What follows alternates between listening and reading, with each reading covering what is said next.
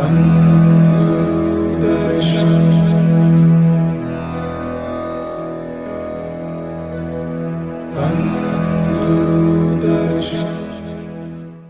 दर्शन नानक नाम चढ़दी कला तेरे पाने सरबत दापला सात्संगत जी। Welcome to UK YouTube channel Gurudarshan blessings. सात्संगत जी, आज हमारे साथ दास सुमित जी जुड़ रहे हैं महाराष्ट्र से। दास सुमित जी, नानक नाम चढ़दी कला तेरे पाने सरबत दापला। दास सुमित जी, आप जी का बहुत बहुत स्वागत है हमारे इस चैनल गुरुदर्शन ब्लेसिंग्स में।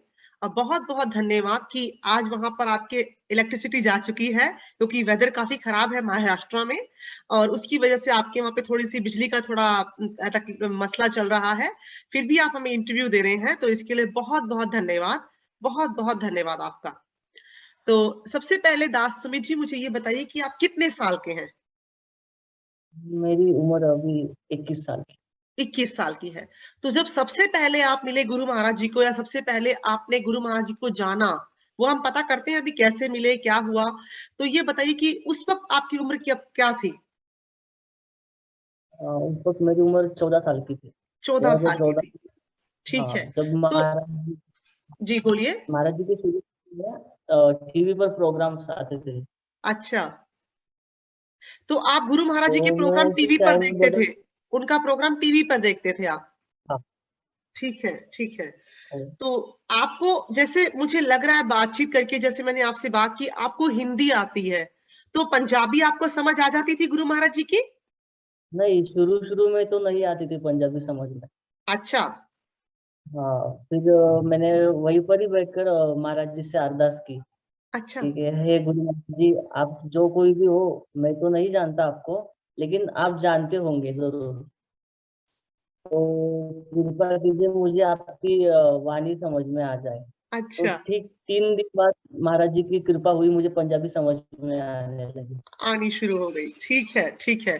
तो मतलब आप हाँ, ये कह रहे और हैं कि पहले जब शुरू शुरू में आप महाराज जी का प्रोग्राम सुनते थे टीवी के ऊपर, जो उनका आता था सत्संग कीर्तन आता था, वो पंजाबी में करते थे, तो आपको समझ नहीं आती थी। लेकिन उसके बाद जब धीरे धीरे आपने उनसे अरदास करी, आपसे बेनती करी कि गुरु महाराज जी जो भी हैं आप बस हमें आपकी वाणी समझ आ जाए, खाली आपको अच्छा लगता था उनको सुनना, इसीलिए आप उनका सुनते थे सत्संग वगैरह? हाँ, अच्छा, ठीक है। तो आपको तो 3 दिन के बाद उनकी वाणी समझ में शुरू हो गई, आपको पंजाबी समझ में आनी शुरू हो गई। हाँ, जरूर। ठीक है, ठीक है। तो आपकी अब ये यात्रा कैसे शुरू हुई? पहले तो आपने बताया कि आपने जो 2014 में आपने शुरू करा, जो सत्संग सुनना शुरू किया, आपको समझ आ गया, आपको अच्छा लगना शुरू हुआ। तो उसके बाद आप कब मिले गुरु महाराज जी को? क्या हुआ आपके ऊपर? कैसे ये यात्रा शुरू हुई आपकी? हाँ, उसके बाद मैं 5-6 साल से मम्मी पापा के पीछे लगा था कि मुझे दिल्ली लेके चलो, दिल्ली लेके चलो। हाँ, हाँ। अब मम्मी पापा तो किसान है, वो बेचारे कैसे लेके जाएंगे दिल्ली। अच्छा, अच्छा। हाँ, तो फिर मुझे बचपन से कब्ज की भी प्रॉब्लम थी। अच्छा, अच्छा।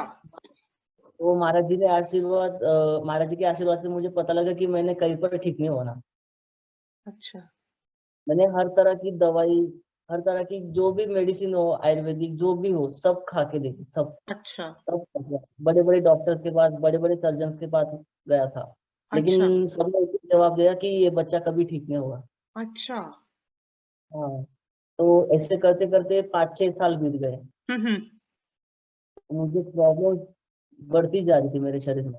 अच्छा, तो फिर एक दिन मैंने तंग आके मम्मी से कहा कि मुझे दिल्ली जाना है, आप या तो आप लेके चलो, हाँ, नहीं हाँ। तो फिर मैं चला जाऊंगा। अच्छा, तो मैंने कहा कि मुझे कुछ मत बता, तू देख क्या करना है। तो मेरा अच्छा, ठीक है फिर। तो जैसे पहला लॉकडाउन हुआ, तो उस समय तो आ नहीं पा, तो थोड़ा लॉकडाउन शेड्यूल ठीक हुआ, तो उसके बाद मैंने 8 अप्रैल 2021 को मैंने अपना टिकट किया। अच्छा। तो जी, टिकट किया, तो उसके बाद मैं 8 अप्रैल को मैंने घर छोड़ दिया मम्मी को बताकर। अच्छा, मैं महाराज जी के पास जा रहा हूँ, आया तो तुम्हारा, नहीं तो फिर दर्शन आपका। अच्छा, हाँ, तो फिर ये बोल के मैंने मम्मी को कहा कि बैग उठा के चल पड़ा। अच्छा, तो फिर 9 तारीख को सुबह 11 बजे मैं दिल्ली पहुंचा। ओके, तो आगे तो मुझे पता नहीं था कि कैसे जाए। अच्छा। महाराज जी से विनती की, अपने आप सारे रास्ते खुलते गए। मैं सीढ़ियाँ छोड़ दिया, फिर महाराज जी अपने आप दरबार में लेकर आए। अच्छा। दरबार में आया तो सबसे पहले निशान साहब पे मत्था टेका। अच्छा। तो फिर वहीं से महाराज जी ने अपने गोदी में बिठा लिया, फिर आशीर्वाद मिल गया वहां। ठीक है। हाँ, तो ऐसा लगा सुमित जी, किसी ने हाँ। पीठ पे हाथ रखा। हाँ, क्या, सॉरी, क्या बोला आपने? और जैसे ही निशान साहब पर आया हाँ, हाँ। तो आशीर्वाद मिल गया वहां पे, ऐसा लगा किसी ने पीठ पे हाथ रखा हो। अच्छा।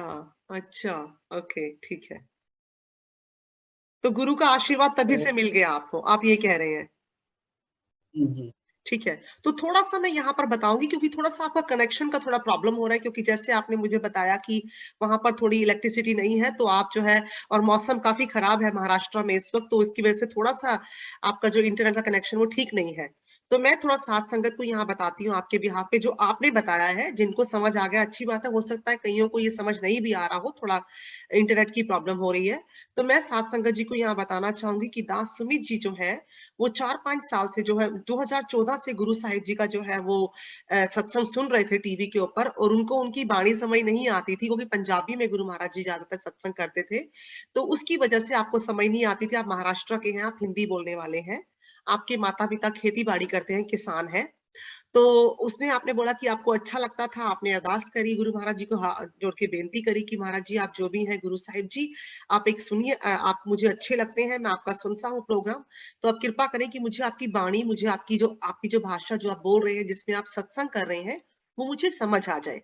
और 3 दिन के बाद आप कहते हैं कि आप रेगुलर जो सुन रहे थे गुरु महाराज जी का प्रोग्राम, 3 दिन के बाद आपको समझ आनी शुरू हो जाती है पंजाबी में, जबकि पीछे से पंजाबी का कोई बैकग्राउंड नहीं है आपका, कोई परिवार में आपके कोई पंजाबी नहीं बोलता है, आप लोग पंजाबी नहीं बोलते हैं, आप जिस गांव से हैं। ठीक है। तो उसके बाद जो है आप कहते हैं कि आप गुरु महाराज जी को मिलने आते हो लॉकडाउन के बाद, क्योंकि आप कितने वर्षों से अपने माता पिता को बोल रहे हैं कि आप गुरु महाराज जी को मिलना चाहते हैं। तो वो, क्योंकि वो खेती बाड़ी करते हैं, किसान है, तो वो नहीं काम की वजह से नहीं आ पा रहे थे। तो आपने खुद ही ये फैसला बनाया कि मैं अकेले जाऊंगा, और आप अकेले जाते हैं। और गुरु महाराज जी, कभी आप इससे पहले दिल्ली नहीं गए थे? पहली बार दिल्ली गए थे आप? कभी नहीं, कभी नहीं, पहली कभी बार नहीं से गए थे, और दिल्ली गया। पहली बार आपने ट्रैवलिंग करी, दिल्ली अकेले गए। तो गुरु महाराज जी अकेले तो नहीं थे, क्योंकि आप घर से अरदास बेनती करके एक अच्छे स्थान पर जा रहे थे। तो गुरु महाराज जी ने आप पर कृपा करी, और आप जो है बिल्कुल ठीक ठाक लोनी दरबार पहुंच जाते हैं। और आप ये कह रहे हैं कि जैसे ही आप निशान साहिब पर दरबार में आप मत्था टेकते हैं निशान साहिब पर, आपको लगता है जैसे आपकी पीठ पर किसी ने हाथ रखा है, और वो गुरु साहिब जी थे कि जिन्होंने आपको आशीर्वाद दिया, उनको आपको जो है अपनी गोद में बिठाया। तो ये बहुत आपका विश्वास और आपका प्यार है कि गुरु साहिब जी ने उसको एक्सेप्ट किया, कि इतनी दूर से आए थे, आपको बिल्कुल फूलों की तरह वो लेकर आते हैं। और उसके बाद आप ठीक ठाक जो गुरु महाराज जी को मिल करके आप वापस अपने घर चले जाते हैं। और इसी बीच आपने मुझे अभी एक और बात बताई कि आपको काफी वर्षों से, छोटे होते से कब्जी की प्रॉब्लम थी, कॉन्स्टिपेशन की प्रॉब्लम थी, जिसमें आपने सभी डॉक्टर्स को दिखाया, आपने सर्जन्स को, बड़े बड़े डॉक्टर्स को, सब जगह पर दिखाया। और इसका इलाज जो था वो उन्होंने बोल दिया था, इसका इलाज जो है मुमकिन नहीं है, आप ठीक नहीं हो सकते, काफी पुरानी कब्जी थी आपको, आपने ये बोला अभी मुझे दास जी। जी जी। जी। शुक्र चलिए। है। चलिए, लाइट आ गई लगता है। जी तन दर्शन, हाँ। अच्छा। तो जी। आप बताइए मुझे कि उसके बाद जो है कौन सी कृपा रहमत आपके ऊपर हुई, आप वो शेयर कीजिए सात संगत के ऊपर, बताइए सात संगत जी को। जब मैं 11 तारीख को दरबार में आया तो 3 दिन शुरू में थर्ड फ्लोर पे अकेला रहा मैं, किनारे बिल्डिंग। अच्छा। हाँ, तो फिर नामदान महाराज जी से लिया सत्संग होने के बाद। तो जब महाराज जी नामदान दे रहे थे तो मैंने पहले तो उनको टीवी पर ही देखा था। हाँ, हाँ। इतने वर्षों बाद उनको हूबहू देखा था। तो मुझे अंदर से कुछ होने लगा कि ये ऐसा पहले नहीं हुआ था, सर कभी नहीं हुआ था। तो मैंने सीधे महाराज जी को आवाज दी, मैं कहा महाराज जी मुझे आपको देखकर कुछ कुछ कुछ हो रहा है और दिल कहता है कि आपको गले लगा दूं। अच्छा, तो फिर? मतलब बिल्कुल देखकर हंसने लगे, तो फिर कोई बात नहीं बेटा। अच्छा। आपका शायद थोड़ा सा इंटरनेट की वजह से आपका कनेक्शन थोड़ा खराब हो गया है सुमित जी। तो आप यही बता रहे हैं कि पहली बार जब गुरु साहिब जी को मिले वहां पर तो आपको काफी अच्छा लगा था। इससे पहले आप टीवी में देखते थे उनको, और उसके बाद जो है, 1 मिनट, आपका कनेक्शन थोड़ा खराब हो गया था, मैं रिपीट कर देती हूँ यहाँ पर। तो आपने ये बोला कि जैसे आपको, आपका दिल कर रहा था कि आपने आमने सामने गुरु साहिब जी को देखा तो आपको कुछ हो रहा था। वो एक जो रब्बी चीज है, वो आपके जो अंदर जो तार थी वो खिंचती चली जा रही थी। आप उनको, जो वो रब्बी रूप था, वो आपसे झेला नहीं जा रहा था, आपसे देखा नहीं जा रहा था आपसे, क्योंकि हमारी जो आंखें हैं ना, ये दुनियावी आंखें हैं, और वो एक रब्बी अवतार है। एक शब्द है, रब्बी रूप नूर तेरा चले या नहीं जानदा। इतना उनका अवतार, इतना रब्बी रूप था कि आपसे वो देखा नहीं जा रहा था, इन आंखों से आपसे देखा नहीं जा रहा था। तो आपने उनसे यही कहा कि मेरा दिल कर रहा है कि मैं आपको आकर के वो हक दे दूं आपको। आपने यही बोला गुरु साहिब जी को, आपको एक गले लगा लो। चलिए, अच्छा। तो गुरु महाराज जी हंस पड़े। तो उसके बाद आपकी यात्रा जो है, आप ठीक ठाक से अपने घर चले गए दास जी? नहीं, उसके बाद तो मैं 6 मंथ दरबार में ही रहा। 6 मंथ दरबार में रहे, अच्छा ठीक है। आपने सेवा की वहां पर खूब? हाँ, जैसे ये नामदान लिया तो महाराज जी चले गए। अब मुझे हम्म, पता नहीं था कि नामदान के बाद महाराज जी बात नहीं करते। तो मैं मुझे लगा कि महाराज जी मुझसे नाराज होकर वापस चले गए, क्योंकि मैं घर से भाग कर आया था। अच्छा। मुझे लगा उनको अच्छा लगा होगा। तो मैं वहां से उठा और भाग के निशान साहिब के पास जाकर बैठ गया। मैं कहा, महाराज जी माफ कर दो, जो भी गलती हो गई होगी, मुझे पता है कि ये अच्छी बात नहीं घर छोड़ के भाग कर आना, लेकिन मुझे आपकी बहुत याद आ रही थी। तो ऐसे अरदास वगैरह की महाराज जी से। तो फिर वही फिर आधा घंटा बैठ के मैं रोने लगा। तो मैंने आखिरी में अरदास की, मैं क्या रखना है तो आप हमेशा अपने पास के लिए रख दो, मुझे वापस मत भेजना।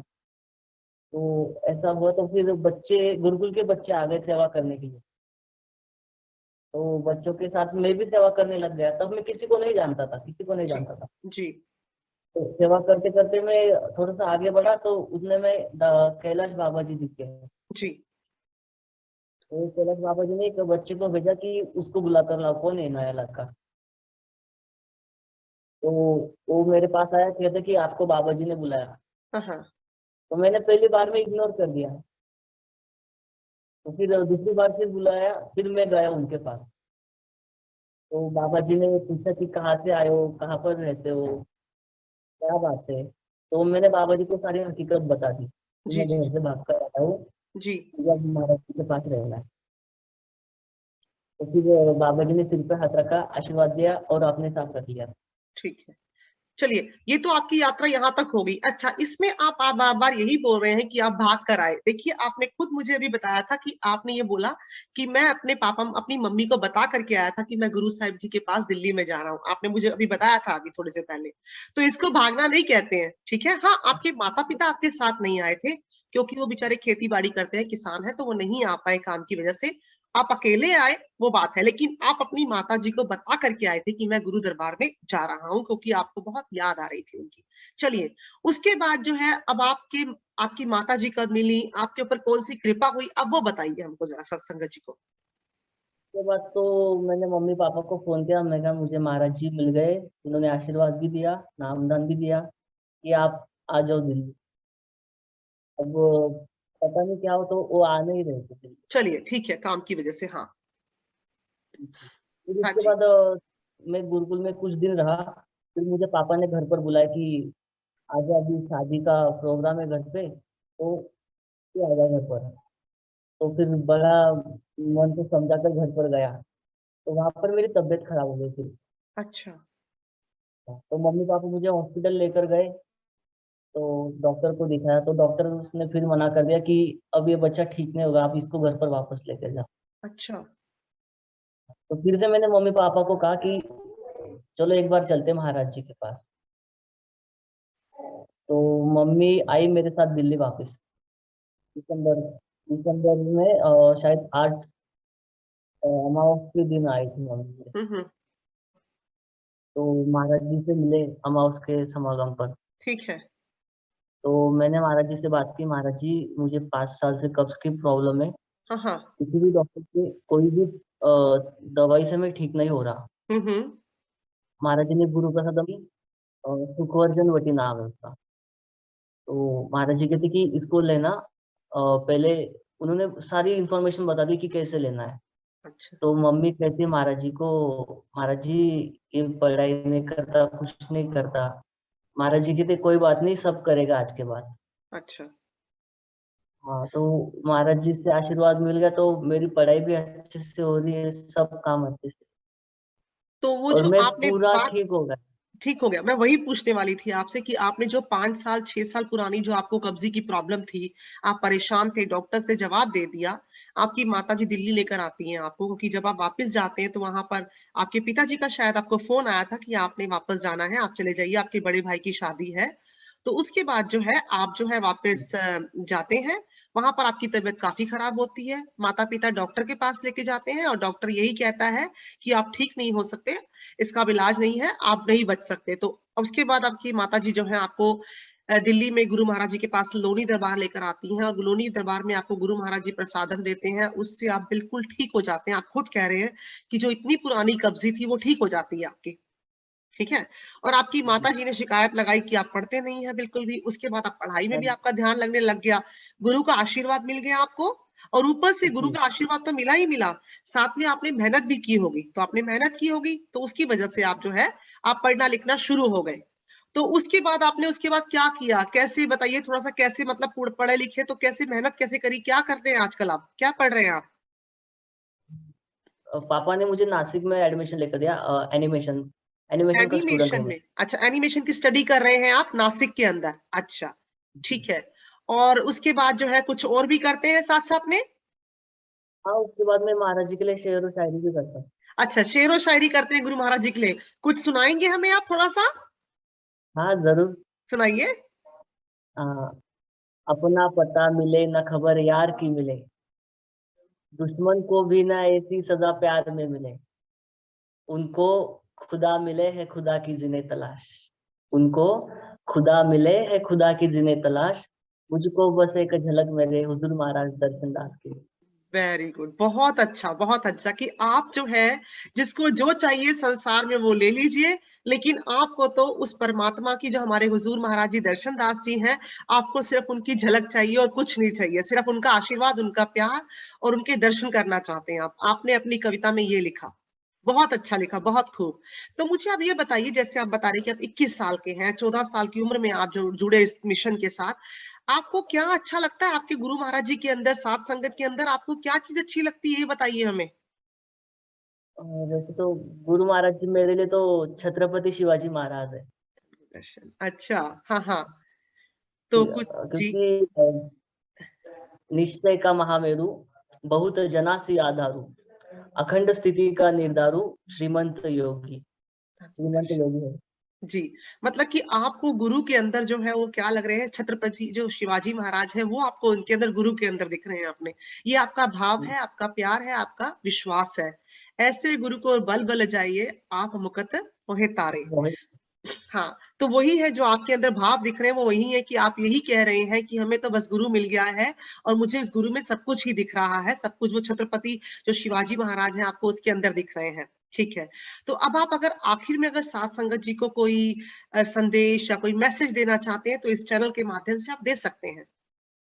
जी जी। क्या कहना वैसे तो चाहेंगे? गुरु महाराज जी तो हमारे लिए एक गुलाब की तरह है, जी। और गुलाब के नीचे कांटे भी होते हैं। गुलाब में तो कांटे नहीं होते, उसकी राह में कांटे। गुरु तो गुलाब है ही है, लेकिन उसकी राह पर चलना आसान नहीं है, क्योंकि गुरु ने आपको क्या सिखाना है, सच बोलिए, गलत काम मत कीजिए। तो वो जो राह है वो कठिन है। गुरु तो फूल से भी बढ़कर है हमारे लिए, फूल ही है वो हमारे लिए। तो मेरी ऐसी सोच थी कि चलो हम कुछ देर के लिए कांटों को हटा देते हैं, सतगुरु महाराज दर्शन मरने दास जी कहा करते थे कि तुम्हारी राह में कांटे बहुत आएंगे, ये राह आसान नहीं है, तुम जूते ऐसे पहन लो कि तुम्हें कांटे वो चुभ ही ना पाए। सतगुरु महाराज दर्शन दास जी कहा करते थे। जी। तो अब आप ये तो संगत को क्या मैसेज दे रहे हैं, आप क्या कह रहे हैं, थोड़ा सा बताइए, और बताइए खोल के, क्या कहना चाहते हैं, क्या बेनती करना चाहते हैं संगत को आप? समझ समझ के बस इतना समझो, किसी को समझना छोड़ दो, खुद समझ जाओ और शांत हो जाओ। जो भी करना है महाराज जी ने अपने आप ही करना है। सब कुछ वही करने, सब गोविंद है और जो करने वाला है वो परमात्मा ही है। जो गुरु ने करना है वो अच्छा करना है, ठीक करना है। बहुत अच्छा मैसेज दिया आपने कि जो भी कि हमें शांत हो जाना चाहिए और गुरु पर छोड़ देना चाहिए, गुरु अपने आप ही सब कुछ ठीक करेगा, यही आप कह रहे हैं? जी जी। चलिए, बहुत बहुत बहुत धन्यवाद आपका कि आपने इतना अपना कीमती समय दिया और उसके बाद इतनी वहां पर लाइट ना होने के बावजूद कनेक्शन की प्रॉब्लम, कितनी बारी हमारा कनेक्शन टूटा, उसके बाद भी हमारा गुरु साहिब जी चाहते थे कि ये बातचीत हो, तो और आपकी भी इच्छा थी कि आप ये बातचीत, आपने मुझे खुद कांटेक्ट किया कि आप जो है बातचीत गुरु महाराज जी के बारे में करना चाहते हैं, उनकी कृपा रहमत शेयर करना चाहते हैं। तो मैं तो यही चाहती हूँ कि आपके ऊपर, आपके परिवार के ऊपर इस तरह ही कृपा रहमत होती रहे और जैसे गुरुजी ने आपको जोड़ा हुआ है, आपको पढ़ाई में आपका ध्यान लगा रहे हैं, आप अपने माता-पिता का नाम ऊँचा कर रहे हैं, कहाँ आप पढ़ते नहीं थे और कहाँ गुरु ने आशीर्वाद दिया, तो आज आपको नासिक के अंदर जो है एनिमेशन की स्टडी कर रहे हैं और मुझे पूरी उम्मीद है कि आपके माता-पिता जो है वो बहुत खुश होंगे, आपकी ये प्रोग्रेस देख कर कि मेरा बच्चा जो है गुरु के आशीर्वाद के बाद जो है बच्चा हमारा बिल्कुल ठीक-ठाक अच्छा हो गया है और बिल्कुल लाइन पे आ गया है। तो छोटी-सी उम्र के अंदर इस राह पर चलना, ये बहुत ही अच्छी बात है और आपके माता-पिता इसको लेकर के बहुत ही खुश होंगे कि आपके उनका जो बच्चा है वो एक ठीक राह पर चल रहा है। तो इसके लिए मैं तो सभी यंगस्टर्स को यही कहती हूँ कि आइए इस राह पर। आप जो है आप ये जैसे आपने इसमें इस सेवा में लगे हुए हैं, जो भी आप करते हैं, गुरु को याद करते हैं, अपने साथ में अपनी पढ़ाई भी कर रहे हैं। तो यही आपका मैं तो यही चाहती हूँ कि इसी आपका जो बातचीत हुई आपसे हमारी, उसके माध्यम से सारी जो यंगस्टर्स जो जनरेशन है, यंगर जनरेशन, वो आगे आइए और देखिए इनका एग्जाम्पल कि कैसे इन्होंने अपने गुरु का पीछा नहीं छोड़ा और ये जो है गुरु को कैसे टीवी के माध्यम से मिलते हैं और कैसे गुरु के पास जाते हैं, उन पर कृपा होती है और आज ये पढ़ाई में अव्वल है और कहते हैं कि शेरो शायरी भी करते हैं। शेरो शायरी के काफी सारे इन्होंने खिताब भी जीते हैं, काफी ट्रॉफीज भी जीती हैं करते हुए, इन्होंने हमें बताया था। और साथ में आप जो है पढ़ाई में भी आप नासिक में स्टडी कर रहे हैं और आपके माता पिता सिर्फ किसान है, वहां पर फार्मर्स हैं। तो ये तो सब गुरु की कृपा से ही होता है और गुरु ने आप पर कृपा करी, आपके परिवार पर कृपा करी और आप जो है अच्छी राह पर चल पड़े। तो बहुत-बहुत धन्यवाद आपका कि आपने अपना जो इतना कीमती समय हमें देकर के आप जो है जॉइन किया। हम यही चाहते हैं गुरु महाराज जी आपके ऊपर इस तरह ही कृपा करते रहें, आपके परिवार पर कृपा करते रहें और आप इसी जो राह पर जिस राह पर चले हैं, उस राह पर हमेशा चलते रहें। बहुत-बहुत धन्यवाद आपका दास जी, बहुत-बहुत धन्यवाद। और आखिर में एक बेनती है साथ संगत जी, प्लीज हमारे इस चैनल गुरुदर्शन ब्लेसिंग्स को लाइक करिए, शेयर करिए और सब्सक्राइब करिए। और हमें चाहते हैं कि हमारा जो नंबर आखिर में आता है, एक व्हाट्सएप का नंबर है, जो लोग कॉल नहीं कर सकते हैं व्हाट्सएप के ऊपर मैसेज भी छोड़ सकते हैं, हमारी टीम आपसे कांटेक्ट करेगी। और आप अगर चाहें तो इस तरह से कोई भी अगर अपनी कृपा रहमत शेयर करना चाहते हैं, गुरु की बात करना चाहते हैं, तो आप इस चैनल के माध्यम से या कोई संदेश देना चाहते हैं इस चैनल के माध्यम से, आप दे सकते हैं। तो प्लीज हमारे इस चैनल को सब्सक्राइब करिए, लाइक करिए और शेयर करिए। बहुत-बहुत धन्यवाद। नानक नाम चढ़दी कला तेरे पाने सरबत दापला। धन गुरदर्शन जी।